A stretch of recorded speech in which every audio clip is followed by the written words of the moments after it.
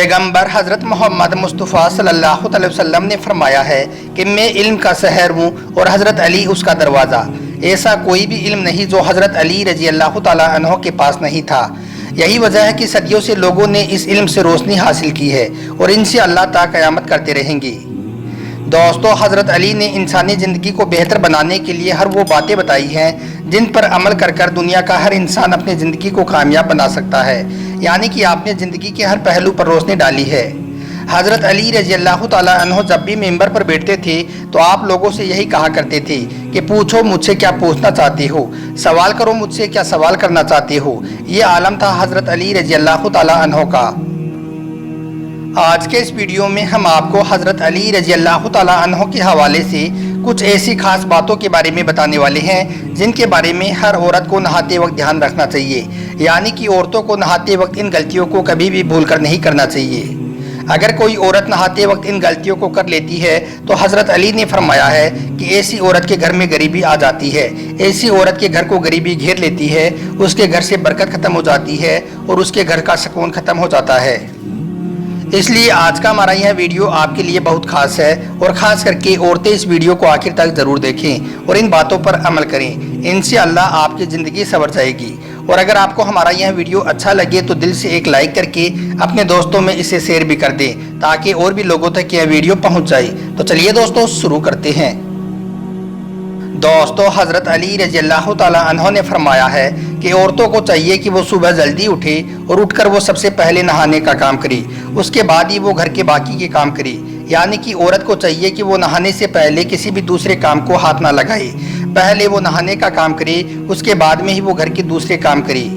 क्योंकि अल्लाह के प्यारे नबी हज़रत मोहम्मद मुस्तफ़ा सल्लल्लाहु अलैहि वसल्लम ने सुबह के वक्त में जल्दी जाकर नहाने वालों के लिए बरकत की दुआ की है।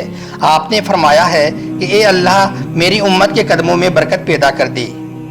और आज तो साइंस भी इस बात पर बार बार जोर दे रही है कि इंसान को सुबह उठकर जल्दी नहाना चाहिए, क्योंकि सुबह जल्दी नहाने से इंसानी सेहत को बहुत फ़ायदा पहुंचता है। सुबह जल्दी नहाने से इंसान पूरा दिन तरोताज़ा रहता है, हर काम में उसका मन बना रहता है, सुस्ती ख़त्म होती है, सेहत अच्छी रहती है, दिमाग उसका तरोताज़ा रहता है, जिसका फ़ायदा घर के दूसरे लोगों को भी पहुँचता है।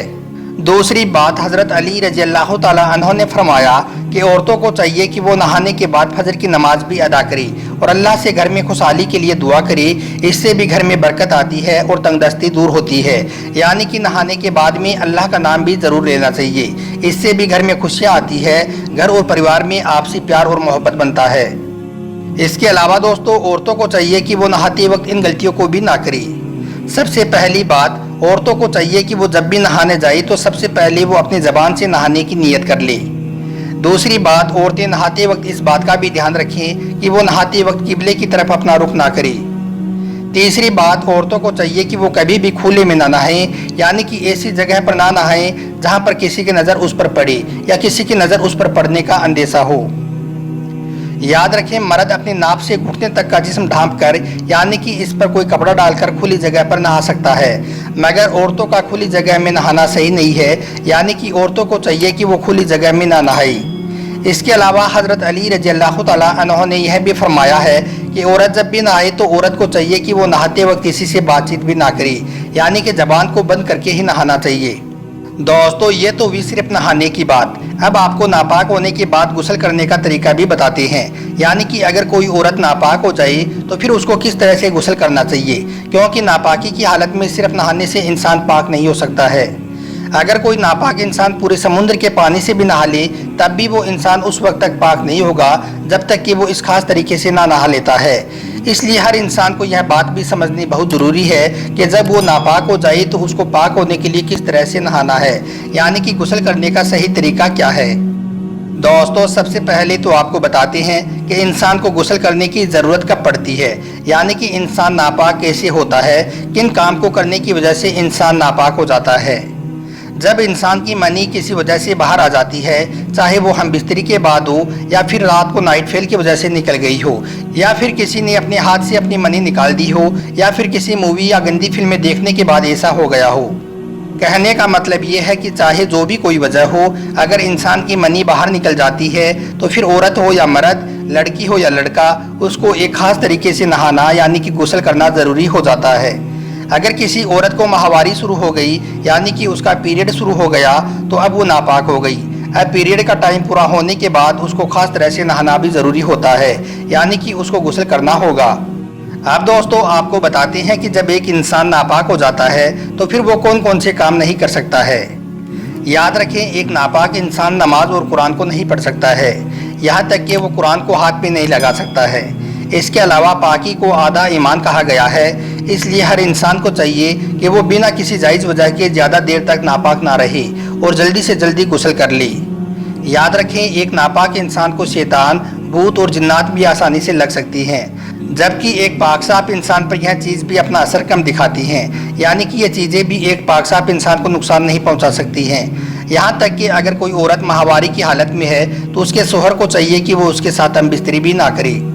अब दोस्तों आपको बताते हैं कि अगर कोई इंसान नापाक हो जाए तो फिर उसको किस तरह से नहाना चाहिए, यानी कि उसको किस तरह से गुस्ल करना चाहिए। एक नापाक इंसान को, चाहे वो मर्द हो या औरत, उसको नहाने से पहले अपने दिल ही दिल में यह इरादा कर लेना चाहिए कि वो नापाकी को दूर करने के लिए यह खास गुस्ल कर रहा है, यानी कि पाक होने के लिए नहा रहा है। ऐसा सिर्फ अपने दिल में ही इरादा कर लेना काफ़ी है, यानी कि मुँह से बोलना ज़रूरी नहीं है। अब आपको गुस्ल करने का सही तरीका बताते हैं। गुस्ल करने का तरीका ये है कि आप सबसे पहले अपने हाथों को धो लें, फिर अपने प्राइवेट पार्ट को जहाँ पर गंदगी लग गई है उसको अच्छी तरह से धो लें। अब साबुन से हाथ धोने के बाद आप वज़ू कर लें। वज़ू करने का तरीका ये है कि सबसे पहले आप 3 बार अपने दोनों हाथों के पंजों को धो लें, फिर 3 बार कुल्ली कर लें। गुस्ल कर रहे हो तो गरारा भी कर लें। फिर 3 बार अपनी नाक के दोनों नथनों में पानी चढ़ाएं। पहले सीधी तरफ के नथने में, फिर उल्टे तरफ के नथने में पानी चढ़ाएं। फिर हाथ की छोटी अंगुली से नाक के अंदर की गंदगी को साफ करें। अब 3 बार पूरा मुंह धो लें। मुंह को माथे से लेकर ठोड़ी तक और एक कान से दोनों कानों तक धो लें। आप दोनों हाथ को कोहनी तक 3 बार धो लें। पहले सीधे हाथ को धो लें, फिर उल्टे हाथ को धो लें। फिर दोनों हाथ में थोड़ा सा पानी लेकर सर के बालों पर हाथ फेर लें। फिर एक बार अपने हाथ को अपने माथे से लेकर कनपट्टी तक ले जाएं। फिर कनपट्टी से वापस माथे की तरफ ले आएं। फिर गर्दन के पीछे की तरफ उल्टे हाथ को फेर लें। फिर दोनों हाथ की छोटी अंगुली अपने दोनों कानों में घुमा लें। अब दोनों पैर धो लें टखनों तक। पहले सीधे पैर को धो लें, फिर उल्टे पैर को धो लें। पैर को धोने में उल्टे हाथ का इस्तेमाल करें। अब आपका अच्छी तरह से वज़ू हो गया।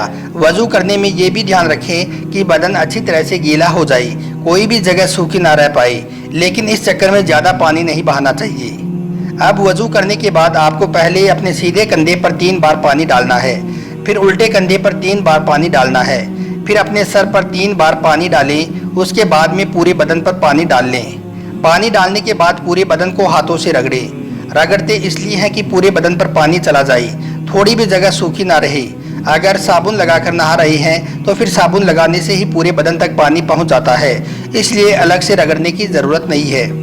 अब आप अपने पेट की नाफ यानी कि नाभि में थोड़ा पानी डालकर अपनी अंगुली उसके अंदर घुमाएं, ताकि नाभ के अंदर भी थोड़ा पानी चला जाए।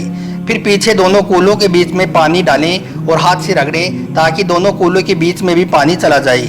इस तरह से अब आपके पूरे बदन पर पानी चला गया है और आपका गुस्ल हो गया है और आप पूरी तरह से पाक और साफ हो गए हैं।